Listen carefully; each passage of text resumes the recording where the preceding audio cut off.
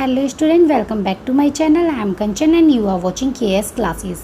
आज हम वैश्वीकरण के गुण और अवगुण के बारे में पढ़ेंगे।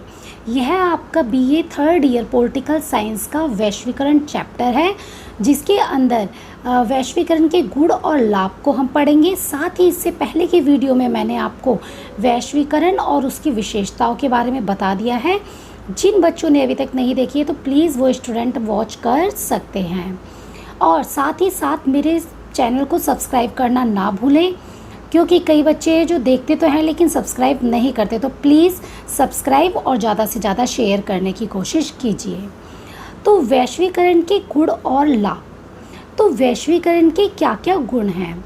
तो सितंबर 2000 में विश्व के नेताओं ने संयुक्त राष्ट्र के मंच से अपनी इस बात पे घोषणा की कि वैश्वीकरण को सुनिश्चित करने के लिए उसको शक्तिशाली बनाना पड़ेगा।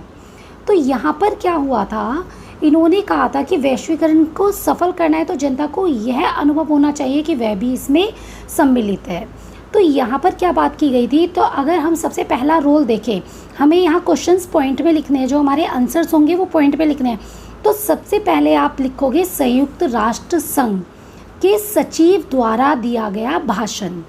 फिर उसके नीचे आप अंडरलाइन कर दोगे आफ्टर दैन ये पॉइंट आपको लिखना है कि उन्होंने कहा था कि जनता की भागीदारी भी होना ज़रूरी है, क्योंकि वैश्वीकरण एक तरह से दुनिया को शक्तिशाली बनाने का एक ठोस कदम है। सेकंड पॉइंट की बात करते हैं कि वैश्वीकरण के क्या क्या लाभ हैं। एक तो है कि अधिक तेज गति से विकास होगा। पहले हमारे देश में जो विकास था वो हो तो रहा था, लेकिन उसकी गति बहुत धीरे थी। लेकिन वैश्वीकरण की प्रक्रिया अपना लेने से हमें अन्य देशों के साथ संबंध बनाने पड़े, यानी उनसे टेक्नोलॉजी लेनी पड़ी। उनके देश में क्या क्या राजनीतिक हल है तो वो हमने अडॉप्ट करे। तो इस तरह से हमें आर्थिक गति को तेज करने में मदद मिली। साथ ही देश और व्यक्तियों के लिए नए नए अवसर। कई बार क्या होता है, आप टैलेंटेड हो बट आपके टैलेंट को यहाँ पर एक प्लेटफॉर्म नहीं मिल रहा, तो आप किसी कंट्री में जाकर अपने टैलेंट को दिखा सकते हो। तो अपनी ओर से संयुक्त राष्ट्र संघ को यह सुनिश्चित करना होगा कि वैश्वीकरण से केवल कुछ को ही नहीं बल्कि सबको लाभ प्राप्त हो। ऐसा नहीं कि कुछ एक विशेष वर्ग को लाभ मिल जाए, लेकिन इससे क्या होना चाहिए, हमें समुचित वर्ग को लाभ मिलना चाहिए। तीसरा पॉइंट क्या था कि जो बहुराष्ट्रीय कंपनियां हैं उनको वैश्विक कारपोरेट नागरिकता की अवधारणा से नियंत्रित होना चाहिए जहां भी वे कार्य करती हैं। यानी वहां पर जो मानवाधिकार है उसका ध्यान रखना चाहिए कि मानवाधिकारों का उल्लंघन तो नहीं हो रहा, और जहां पर भी नागरिक काम कर रहे हैं तो ये देखना चाहिए कि उनकी कार्यप्रणाली श्रेष्ठ है या नहीं है। साथ ही पर्यावरण की रक्षा की जानी चाहिए। तो यहाँ हम देख सकते हैं कि इसके अंदर क्या है कि लोगों का जो एफिशिएंट है, हमें यहाँ पॉइंट ये बनाना है कि इससे क्या होता है, व्यक्तियों की कार्य प्रणाली है उनको बल मिलता है, यानी जो उनके अंदर योग्यता है उसको एक नया आयाम मिलता है, उनको अपनी योग्यता को दिखाने का मौका मिलता है। तो यहाँ पर क्या है कि अगर हम बात करें, यहाँ पे हम फोर्थ पॉइंट में डालेंगे सकल घरेलू उत्पाद में वृद्धि। तो आप देखोगे वैश्वीकरण के कारण क्या होता है, जब हम अन्य देशों के साथ हर तरह के व्यापार करते हैं तो हमें उससे फ़ायदा होता है, और उस फ़ायदे से हमारा जो सकल घरेलू उत्पाद है वह भी बढ़ता है, और प्रत्यक्ष विदेशी निवेश है वह भी बढ़ता है, क्योंकि अब वैश्वीकरण के कारण हम दूसरे देशों में अपनी कंपनियों को स्थापित कर सकते हैं। तो वैश्वीकरण से क्या होता है कि जो आर्थिक प्रतिबंध होते हैं वो भी ख़त्म हो गए हैं। एक तो पॉइंट ये हो गया कि जो अंतर्राष्ट्रीय आर्थिक प्रतिबंध हैं उनकी समाप्ति। तो इससे क्या हुआ है कि अन्य देश आराम से दूसरे देशों में जाकर व्यापार कर सकते हैं, अपने देशों में बना हुआ सामान दूसरे देशों में बेच सकते हैं, और जेट विमान, कंप्यूटर, उपग्रह, इंटरनेट, सूचना, इन सब तकनीक का विकास। पहले क्या है कि किसी कंट्री में कोई चीज़ डेवलप होती है तो जहाँ वैश्वीकरण नहीं होता तो वो वहीं तक रह जाती है, उसका जो बेनिफिट है वो अन्य देशों को नहीं मिल पाता। लेकिन वैश्वीकरण के कारण क्या होता है, इन सब चीज़ों का जो बेनिफिट है वो अन्य देशों को भी उठाने के लिए मिल जाता है। तो ये आपके पॉइंट बनेंगे और आपको पॉइंट बनाकर अंडरलाइन करके फिर इनको खोलकर लिखना है। अब हम बात करते हैं वैश्वीकरण के अवगुण के बारे में। तो आप देखोगे कि वैश्वीकरण के कुछ अवगुण भी हैं। तो पहला पॉइंट आपको ये मिलेगा कि लाभ का असमान होना। तो कई देशों को, यानी जो पश्चिम के देश हैं जो ऑलरेडी डेवलप्ड है, उनको तो वैश्वीकरण से लाभ मिलता है, बट हमारे जैसी विकासशील कंट्री को इससे लाभ नहीं मिलता। और ये चीज़ संयुक्त राष्ट्र महासचिव कोफी अन्नान ने जब संयुक्त राष्ट्र की रिपोर्ट छपी थी तो उसके अंदर ये चीज़ बताई थी। तो सेकंड पॉइंट भी ये होता है कि वैश्वीकरण की जो प्रक्रिया जो तेज हुई है उसके कारण अंतर्राष्ट्रीय श्रम प्रवास में कमी आई है।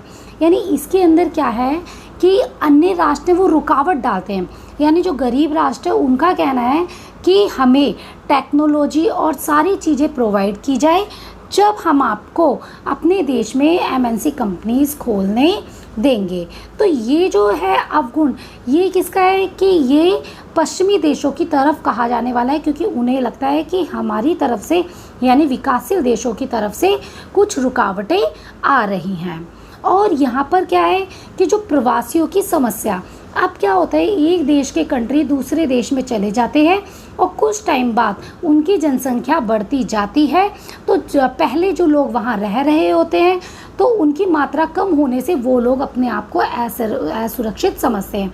आप एक उदाहरण देख सकते हो कि भारत में जो पूर्वोत्तर राज्य जैसे असम, मिज़ोरम, मेघालय, तो इनके अंदर भी ये प्रवासी समस्या होती है कि बाहर से आकर जो प्रवासी हैं, शरणार्थी हैं, वो हमारे देश में आकर रुक जाते हैं और वो एक बाद में वहीं पर अपना जीवन यापन करने लगते हैं, तो जिससे वहाँ पर रह रहे लोग को दिक्कतें होती हैं और उनको जो सुविधाएं मिलनी चाहिए वो सुविधाएं प्राप्त नहीं हो पाती।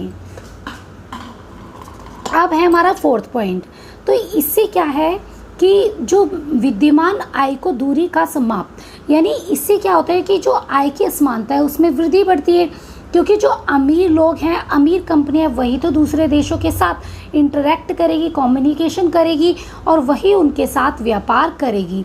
तो जो छोटे छोटे जो खुदरा उद्योग धंधे हैं तो उनका एक तरह से ख़त्म होने का डर होता है, क्योंकि एक बार आपने भी ये रिपोर्ट सुनी होगी कि पहले ये कह दिया गया था कि छोटे छोटे जितनी भी मार्केट है ये ख़त्म की जाएंगी और इनकी जगह बड़े बड़े मॉल बनेंगे।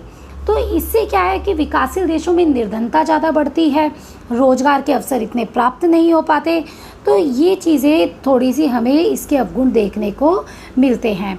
तो इससे क्या है कि जो पश्चिमी देश है उन्हें तो बहुत लाभ हो गया, लेकिन जो अफ्रीका और ये पूर्व समाजवादी देश है इनमें निर्धनता ज़्यादा बढ़ी है और साथ ही आय वितरण की असमानताएं भी बढ़ी हैं।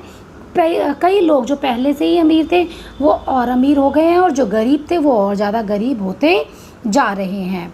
और इससे क्या होता है, जो हमारे राज्य की, आप 6 पॉइंट में डालोगे कि हमारे राज्य की प्रभुसत्ता में कमी या प्रभुता में कमी।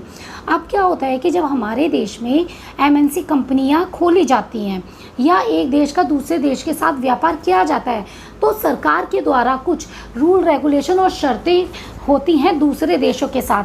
तो पश्चिम के देश है या कोई भी देश है तो वो चाहते हैं कि उनको ज़्यादा से ज़्यादा प्रॉफिट मिले और किसी भी देश की गवर्नमेंट है वो उनके अकॉर्डिंग वर्क करे। तो इससे क्या होता है कि जो राज्य की प्रभुता है वो भी कम होने का खतरा पैदा होता है।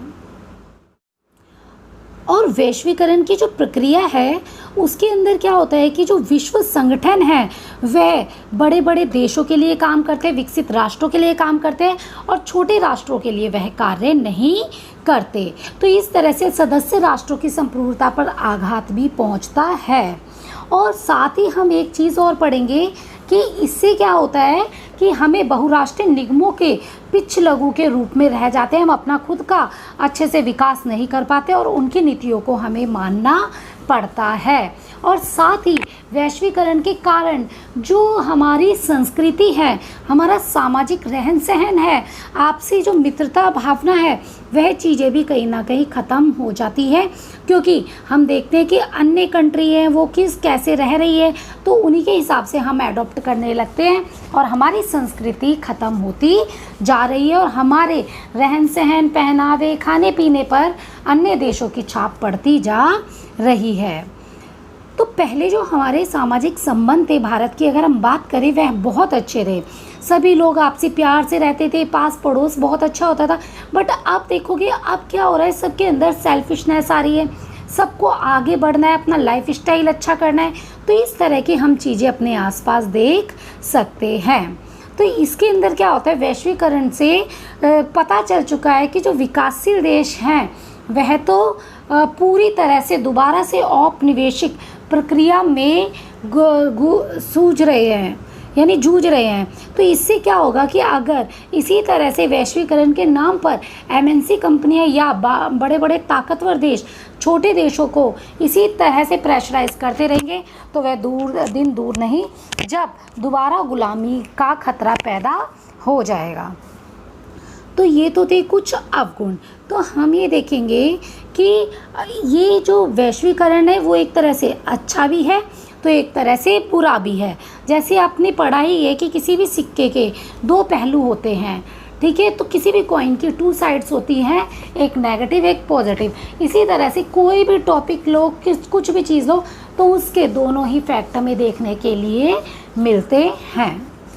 तो अगर आपको मेरी ये वीडियो पसंद आई हो तो प्लीज़ लाइक करें, शेयर करें, ज़्यादा से ज़्यादा सब्सक्राइब करें, साथ ही अपने फ्रेंड्स को भी शेयर कीजिए। और अगर आपको कहीं डाउट होता है तो आप मुझे कमेंट बॉक्स के थ्रू पूछ सकते हैं।